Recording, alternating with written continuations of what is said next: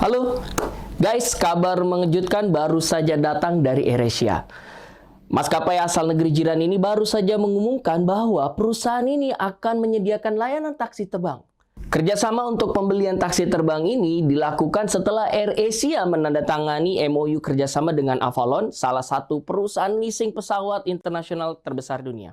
Mereka berencana akan mendatangkan 100 unit. Wow, moga-moga Indonesia kebagian ya. Nah, menariknya, langkah revolusioner yang dilakukan oleh AirAsia ini justru dilakukan oleh industri yang selama 2 tahun terakhir berdarah-darah oleh pandemi. Kita tahu larangan bepergian membuat jumlah penumpang penerbangan itu menurun secara drastis. Dan ternyata bukan hanya yang pertama kali ini saja AirAsia membuat terobosan. Banyak bisnis model baru yang lahir selama pandemi ini dan membuat AirAsia mampu bertahan menghadapi gejolak dan krisis selama pandemi. Apa saja yang dilakukan? Apa saja kemudian bisnis model yang hadir selama pandemi ini? Yuk kita simak ulasannya di video ini.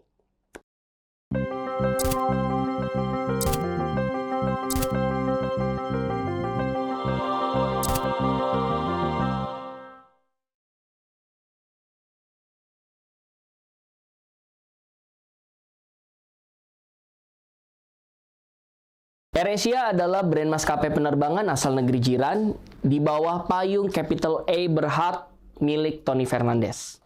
Tony Fernandes membeli maskapai ini dari pemerintah Malaysia pada tanggal 2 Desember 2001. Tahu berapa waktu itu duit yang harus dikeluarkan oleh Tony Fernandes mengakuisisi perusahaan ini? Hanya RM1. Wow, rezeki nomplok ya. Tapi ternyata tidak seperti itu. Pemerintah Malaysia menjual murah AirAsia karena saat itu AirAsia memiliki sekian banyak masalah, utamanya adalah masalah keuangan. Saat itu AirAsia memiliki hutang hingga 11 juta dolar dan operating cost defisitnya per bulan mencapai 1 juta dolar. Tony Fernandes yang saat itu adalah eksekutif di Time Warner. Time Warner ini adalah perusahaan di bidang industri musik. Kemudian membeli AirAsia. Banyak orang yang waktu itu mempertanyakan keputusan gila oleh Tony Fernandes ini. Dia yang tidak memiliki pengalaman di bidang industri penerbangan, kok mau menanggung perusahaan dengan kerugian 11 juta dolar. Namun Tony Fernandes tetap optimis dan melakukan pembelian tersebut. Banyak orang yang meragukan kemampuan Tony Fernandes dalam melakukan turnaround bagi maskapai penerbangan ini. Tapi semua itu dijawab oleh Tony Fernandes dengan prestasi yang luar biasa. Tony Fernandes membuat strategi dan menetapkan AirAsia sebagai low-cost carrier, penerbangan berbiaya rendah. Dan strategi ini terbukti berhasil karena AirAsia di tahun berikutnya berhasil membukukan laba. Perusahaan yang sebelumnya negatif, berdarah-darah dalam hal keuangan, saat ini sudah berkinerja dengan baik. Hingga puncaknya, pada tahun 2009, Skytrax menilai AirAsia sebagai perusahaan dengan kategori low cost carrier terbaik di dunia. Prestasi ini juga berhasil dipertahankan oleh AirAsia selama 12 tahun berturut-turut hingga 2021 kemarin. AirAsia masih ditetapkan sebagai maskapai penerbangan berbiaya rendah terbaik dunia.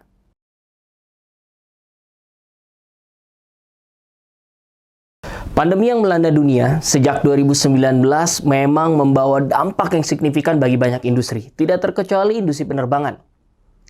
Para pakar memprediksi kerugian yang diderita oleh industri penerbangan selama pandemi ini mencapai 200 miliar US dollar, sebuah angka yang luar biasa besar.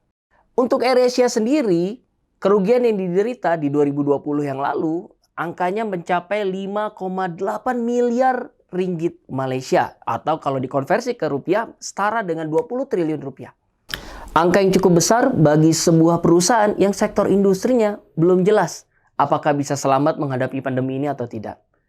Berbagai strategi ditempuh oleh maskapai lainnya, mulai dari penghematan pengeluaran, pemecatan karyawan, hingga penghentian operasional sementara penerbangan.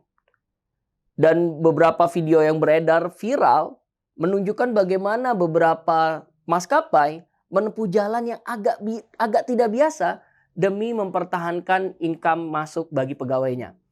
Sempat viral beredar salah satu maskapai Thai Airlines yang melakukan penjualan street food Patonggo khas Thailand, di mana kemudian para pegawainya memasak di pinggir jalan makanan khas tradisional Thailand tersebut. AirAsia juga sebenarnya tidak ketinggalan. Ada resto chain yang dibuat oleh AirAsia yang dinamakan Santan. Dan ini juga saat ini berkembang menjadi resto chain yang cukup besar. Tapi ada hal yang unik, ada strategi yang betul-betul berbeda yang dilakukan oleh AirAsia dan tidak dilakukan oleh sebagian besar maskapai lainnya. Dan hal unik ini kemudian menjadikan seolah-olah pandemi menjadi berkah tersendiri bagi AirAsia.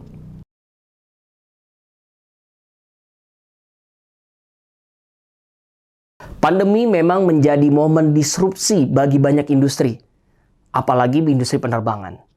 Dan mereka yang menjadi korban selalulah orang-orang yang paling tidak siap menghadapi perubahan. Dan sebagian lainnya justru mampu mengarungi ombak perubahan dan akhirnya menjadi pemenang baru dalam dunia yang disajikan oleh pandemi.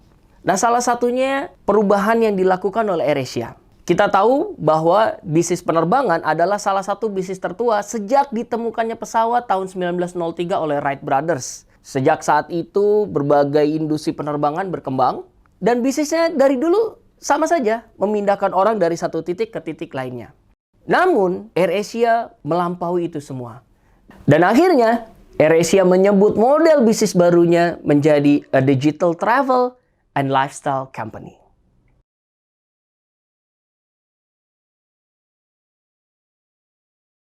Alih-alih hanya melakukan penghematan pengeluaran sebagaimana yang dilakukan oleh maskapai penerbangan lainnya, AirAsia melihat celah baru dalam hadirnya dunia digital di industri penerbangan. Tidak hanya melulu berkaitan dengan memesan tiket online, tapi AirAsia melakukan sesuatu yang lebih dari itu. AirAsia akhirnya melaunching super app AirAsia yang fokus pada 3 pilar bisnis: travel, e-commerce, dan juga fintech. Nah, ini yang jadi menarik. Karena kita tahu, startup adalah bisnis yang identik dengan menghabiskan banyak uang. Kita tahu banyak startup juga saat ini di Indonesia masih kesulitan menghasilkan laba bagi perusahaannya. Strategi bakar uang yang identik dengan startup saat ini dilakukan oleh AirAsia yang justru sedang kesulitan uang. Kalau kita pikir mungkin agak gila keputusan AirAsia untuk akhirnya memutuskan masuk ke dunia startup. Yang terakhir, AirAsia mengumumkan bahwa AirAsia akan segera masuk pasar Indonesia untuk layanan antar pesan makanan. Dia akan bersaing head-to-head dengan GoFood dan GrabFood yang telah hadir lebih dulu di Indonesia. Memang startup AirAsia tidak dimulai dari nol, karena AirAsia sebenarnya sudah memiliki basis data pelanggan yang cukup banyak sejak memulai bisnis penerbangan konvensional di 2001 yang lalu. Hal ini kemudian menopang kinerja Super App Asia ini, sehingga hanya dalam waktu kurun 1 tahun, AirAsia Super App saat ini sudah dinobatkan menyandang status unicorn, sebuah perusahaan startup dengan valuasi 1 miliar US dollar. Sebuah prestasi yang cukup luar biasa, menandakan kinerja AirAsia yang cukup baik. Hingga akhir 2020, AirAsia telah mendapatkan jumlah pengguna bulanan aplikasinya 24 juta pengguna. Dan ini menyumbangkan 14% dari revenue perusahaan. Ditargetkan pada akhir 2025, jumlah revenue yang disumbangkan oleh bisnis digitalnya mencapai 50% dari keseluruhan penghasilan AirAsia Group. Di bidang startup keuangan, AirAsia melaunching platform keuangan terbarunya yang kemudian disebut dengan BigPay. Dan saat ini, BigPay sudah menerima suntikan pendanaan dari SK Group mencapai 100 juta US dollar. Dan ini mendorong kinerja BigPay menjadi jauh lebih baik lagi. Salah satu unit bisnis lainnya yang dilahirkan oleh AirAsia adalah hadirnya Teleport. Teleport adalah platform di mana kita bisa melakukan pengiriman logistik dengan sangat mudah. Saat di mana manusia dilarang untuk berpergian, AirAsia kemudian memfokuskan layanan bisnisnya untuk pengantaran barang. Sepanjang 2020, Teleport sudah melakukan pengiriman barang sebanyak 1.400 kali ke 46 destinasi. Teleport kemudian bertransformasi menggunakan teknologi blockchain sehingga saat ini kita bisa melakukan pemesanan pesawat mirip seperti bagaimana kita memesan ojek online untuk mengantar barang. Di Indonesia, Teleport sudah melakukan kerjasama dengan Kargo, sebuah startup yang fokus pada layanan B2B marketplace untuk tracking. Dan hal ini kemudian mendorong bisnis model Teleport menjadi lebih baik lagi.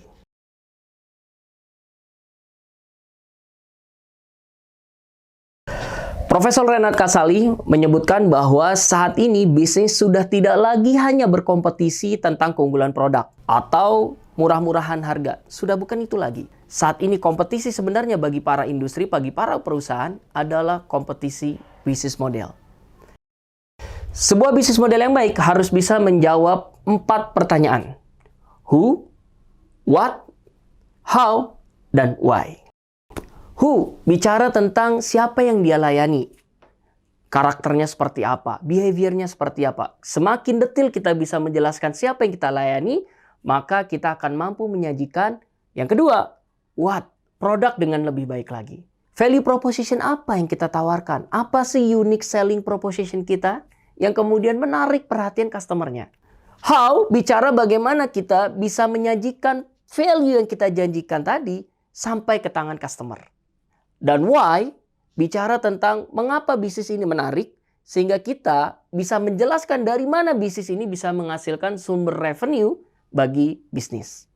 AirAsia memang sudah punya bisnis model, tapi bisnis model yang dulu tidak lagi bisa dijalankan di era pandemi ini. Kenapa? Bukan karena kurang marketing, bukan juga karena kurang modal. Hal ini semata-mata karena para pelanggan sudah tidak datang lagi untuk menggunakan jasanya AirAsia. Terkena larangan bepergian, atau mungkin terkendala karena aspek kesehatan, macam-macam alasan yang kemudian akhirnya para pelanggan sudah tidak datang lagi untuk menggunakan jasanya AirAsia. Oleh karena itu AirAsia perlu melakukan eksplorasi kembali tentang siapa yang mereka layani. Eksplorasi pelanggan ini diperlukan untuk menjawab pertanyaan who. Melalui eksplorasi ini, kita jadi bisa melihat dengan detail siapa sebenarnya yang dilayani sama AirAsia. Dan kita tahu, AirAsia menyajikan low cost carrier. Artinya memang konsumen yang datang ke AirAsia adalah mereka yang memprioritaskan budget. Sangat memiliki budget concern dalam pilihan tiket penerbangannya. Saat para pelanggan ini sudah tidak lagi bisa bepergian, maka AirAsia mulai mempertanyakan, what next? Apalagi kebutuhan yang bisa dilayani oleh basis data pengguna ini.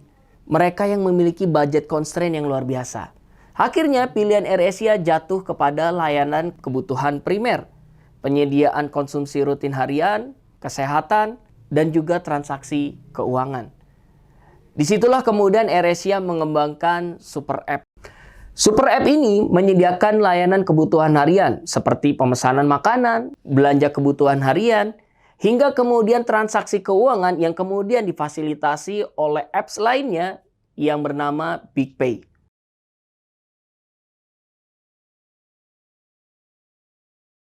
Karakter utama konsumen AirAsia, para pelanggan AirAsia memang tidak berubah. Mereka yang memiliki budget priority dalam setiap keputusan mereka.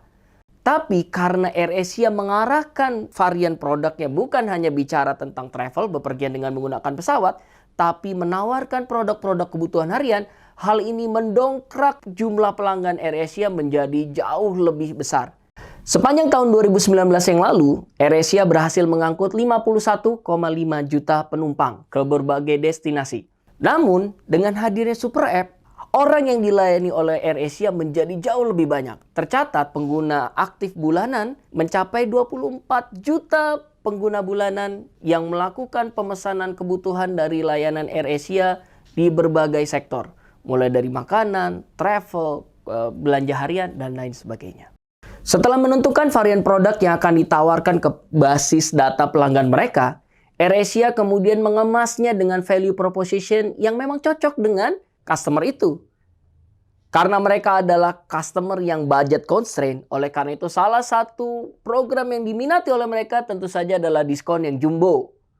AirAsia kemudian melaunching program bebas traveling, unlimited travel selama 6 bulan. Dan ini hanya memerlukan biaya 1,5 juta rupiah.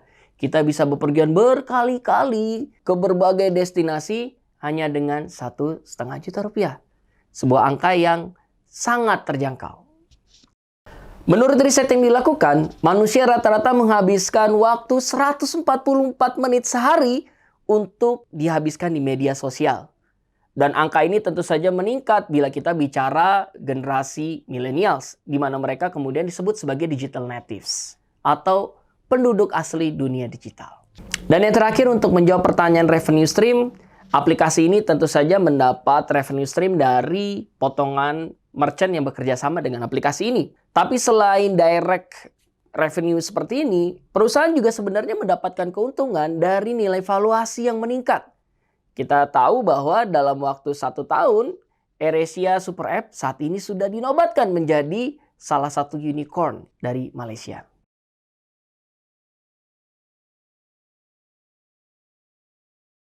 Empat pertanyaan yang telah didefinisikan ulang oleh AirAsia ini yang kemudian membentuk model bisnis baru AirAsia. Dalam buku Flying High yang dikeluarkan oleh Tony Fernandes, di situ menceritakan tentang perjalanan hidup Tony Fernandes. Dari awalnya berkarir sebagai pelayan restoran hingga akhirnya menjadi miliarder dunia. Tony Fernandes memiliki satu prinsip hidup, yaitu mengambil peluang sekecil apapun. Tony Fernandes menjelaskan, salah satu prinsip panduanku adalah jika kau melihat kesempatan, secuil peluang, kau harus mengambilnya. Kalau tidak ada hasilnya, kau memang tidak mengubah apapun. Tapi kau mungkin bisa mengubah hidupmu jika kau mencobanya. Prinsip inilah yang telah mengubah perjalanan hidup seorang Tony Fernandes. Dari menjadi seorang pelayan hingga akhirnya menjadi miliarder besar di industri maskapai penerbangan. Tony Fernandes ketika menjadi eksekutif dalam industri musik melihat kesempatan untuk masuk ke industri penerbangan. Meskipun beresiko, diragukan oleh banyak rekan-rekannya, tapi dia mengambil peluang itu dan ternyata hal itu mengubah jalan hidupnya. Begitu juga saat ini, ketika pandemi menerpa industri penerbangan, Tony Fernandes justru melihat kesempatan dalam dunia digital. Para startup founder di dunia digital mungkin sudah beda zaman dengan Tony Fernandes. Usianya yang tidak muda lagi mungkin agak berbeda dengan digital nature dari bisnis startup. Tapi hal ini tidak menghalangi Tony untuk betul-betul masuk ke dunia digital. Orang-orang yang meragukan ini pada akhirnya juga akan terdiam saat Tony berhasil mencapai kesuksesan. Success is always the best payback.